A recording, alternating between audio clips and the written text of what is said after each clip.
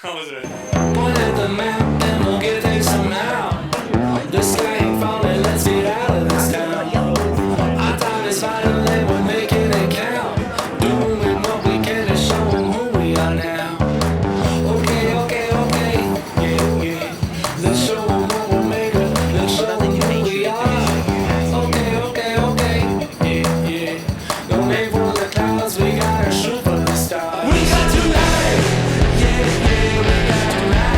We got it going on and we're feeling alright. This is our time, okay, now is our time. We're doing what we want and we're feeling alright. Yeah. Oh, we got it going on and we're feeling alright. Yeah. Oh, we're doing what we want and we're feeling alright.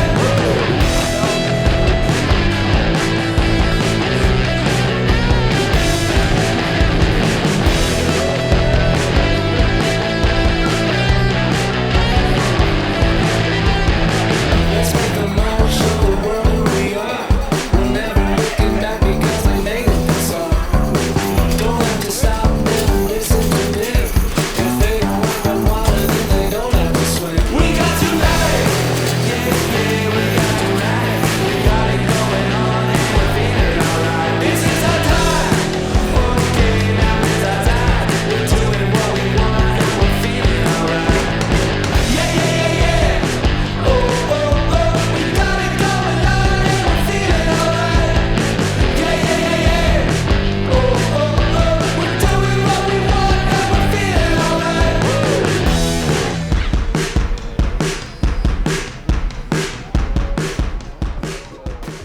I'm blown away by this lens. This is the Nisi 50mm Athena lens, and everything you sure saw in that intro sequence was shot with this. Now, I've only had this lens for a couple of days, but I did want to give my first impressions on it. And I did want to preface this video by saying that Nisi did send me this lens to keep, no money exchange hands, and they're also not expecting me to make this video. This is just something that I want to do. Now, Nisi sent me this lens last year, and at the time I was looking for a set of cinema lenses that could build out a kit and keep. And initially when they sent it to me, I was shooting a lot with my Blazer Remus lenses, so I never ended up opening this lens. And then when I did want to open it, I saw the Nisi Oris Primes at NAB, and I was kind of thinking about if I should sell this lens and invest in the Oris series instead. I ended up basically just deciding on a whim to open this lens, and I want to test it out, and then decide if I want to keep this and invest more into the Athena line or go to something else. I also want to mention that this is not a video coming from the perspective of a cinematographer with years and years of experience on set. I'm just a guy trying to tell better stories and make cool videos, so this is more of a perspective of someone who's more entry level into cinematography, although I have been doing more of that kind of work and trying to get more into that world. However, I have had the chance to try out a bunch of other cinema lenses. I have friends who own the Diesel Vespes, the Irix Cine lenses. I own a set of the Blazer Remus B set, and I've also had the chance to try out a bunch of the higher end lenses like the Alice Mercury's. So I have had the chance to try out a bunch of different lenses. So right out of the box, my first impressions was how small this lens is, which does have some pros and cons with it.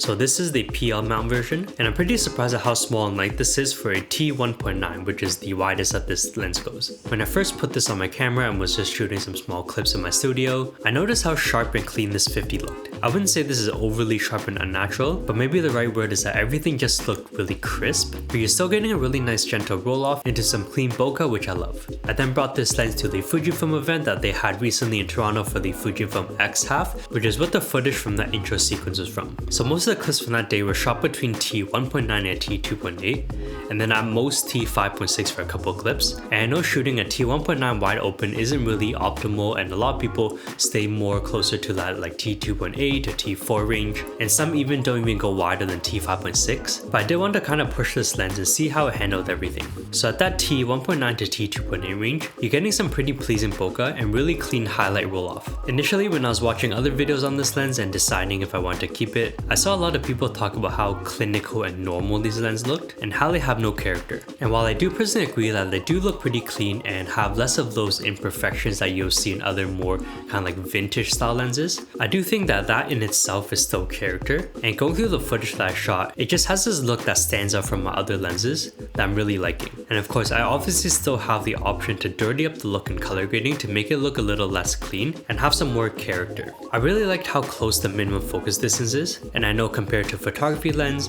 that Cine lens is going to have a closer minimum focus distance, but I kind of forgot about it until I was actually using it and saw how close I could get to things. I also really liked how long the focus rotation angle of this lens is. According to the specs, this is a 300-degree rotation for the focus, which is really nice when trying to be precise with your focus. Compared to the Diesel Vespers, which is probably one of the closest competitors to the Athena, that's a 270-degree rotation, and I believe the Blazer Remus lenses I use are 150 degrees, so having this really long focus throw was super nice. And that's actually something I tell people who are coming from a photography background and they want to invest in a Cine lens and they're learning manual focus. I tell them that because there's such a wide degree of the rotation angle and it just feels a lot smoother, and it's also obviously a linear focus, while some photography lenses they're not linear, which means that if you turn a focus ring on a photography lens, the amount that you focus is more based on the speed of which you focus it, versus a Cine lens where it's linear focus, it actually has markings on the side, so you know precisely how much you're going to focus by how much you turn instead of the speed of which you turn at. So it does make manual focusing a lot easier, and that's something I tell people that if they're trying to learn manual focus and they're doing it with their photography lens, they definitely need to try out a Cine lens, and having that really long rotation angle is really nice. Even my Blazer Remus, they're 150 degrees, so the rotation angle is half of this, so it's going to be a lot easier to manual focus on the Nisi Athenas rather than a lens like that. Speaking of photography lenses, a lot of the lenses that come out are kind of designed to be just as sharp as possible to get as much detail as possible.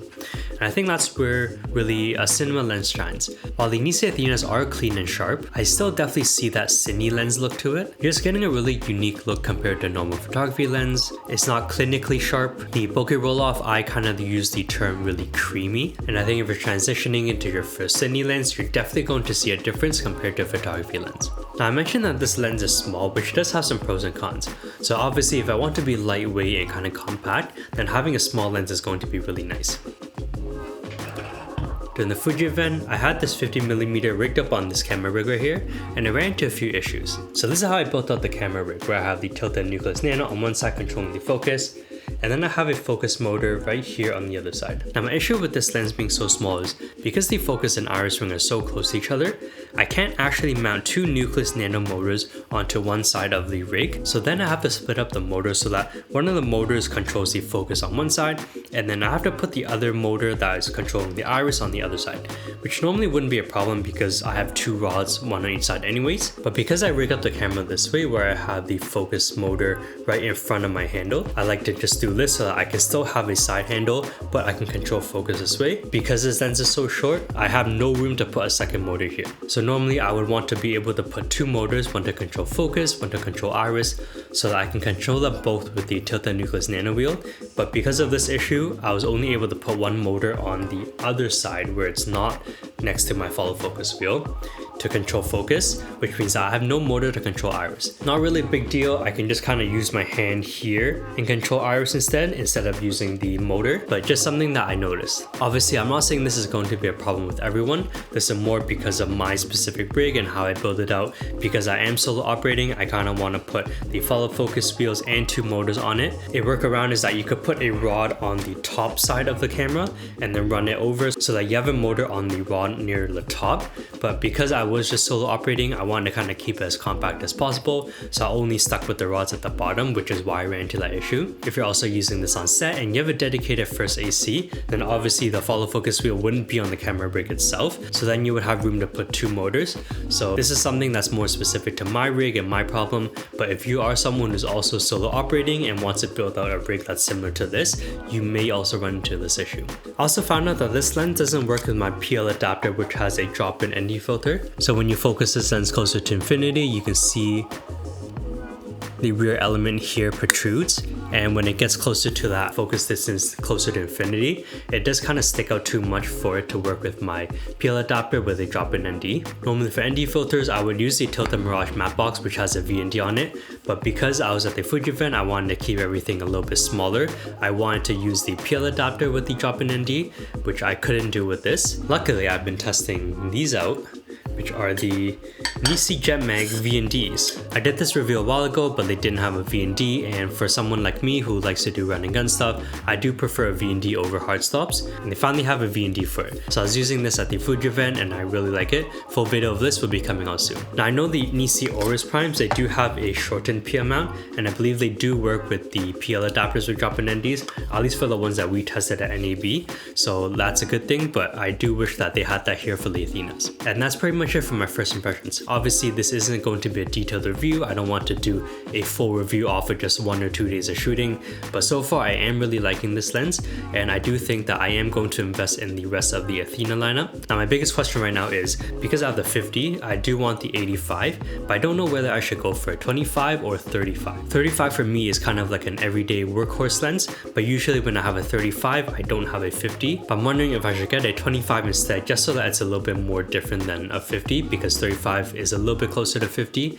So I'm having that dilemma of whether I should get a 25 or 35. So if you have any suggestions, definitely let me know in the comments below. I will be doing a follow-up review with this lens after I've had a bit more time with it, and if I have picked up any of the other Nisi Athena lenses, I will be doing a review on those as well. But so far I have nothing but good things to say for this lens. I do think that these lenses are really value. They're coming in at about 1100 to 1200 USD per lens, and I know that's not exactly considered cheap, but compared to like the vast majority of other Cine lenses out there, these are actually really cheap, and for the value that you're getting out of this, I do think that it's really good. I do think that investing in a set of these where they don't have as much maybe character as you might get from some other lenses, but they do have a very specific look that I really like, and I can always dirty that image up later if I want to go for a more vintage feel. I do think that that's really helpful for the types of things that I like to shoot.